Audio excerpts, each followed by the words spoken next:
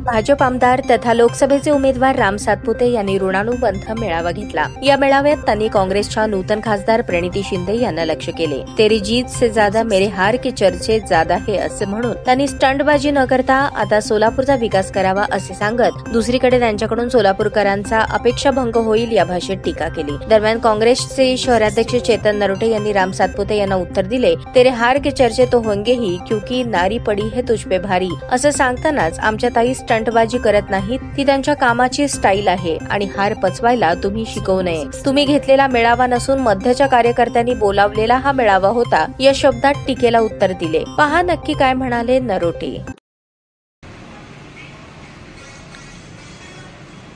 परवा भारतीय जनता पार्टीचा कृतज्ञ मेळावा सोलापूर शहरामध्ये झाला।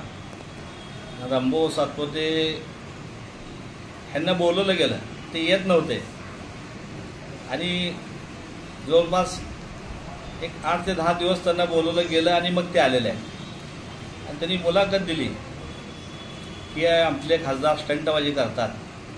त्यांना मी सांगू शकतो, तेरे हारने की चर्चा तो होगी ही क्योंकि एक नारी पडी सबको भारी। या नारीने अनेक लोकांना हरवलेलं आहे।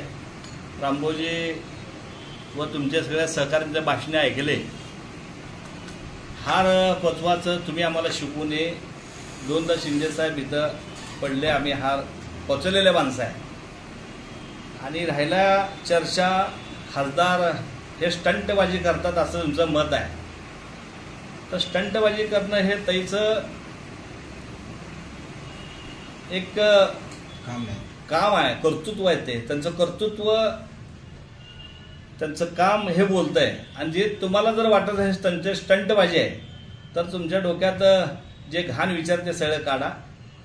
तुम्ही सांगता की ठासून सांगता, हे काम करणारच नाही, पण ते घासून आलेले नाहीत, ते ठासूनच आलेले आहेत। त्यांचा लीड आपण पाहता, तुमचा गेल्यावर 1.5 लाखाचा लीड मोडून 74,000 लीड म्हणजे जवळजवळ 2.25 लाख मतं या ठिकाणी कव्हर तरी केलेले आहेत।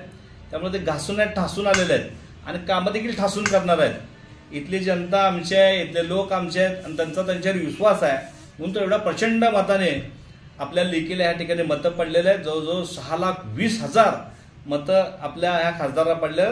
भविष्य काळात ते ठासून काम करतील आणि तुम्ही सगळे भारतीय जनता पार्टीचे रामभाऊ बघत राहचाल।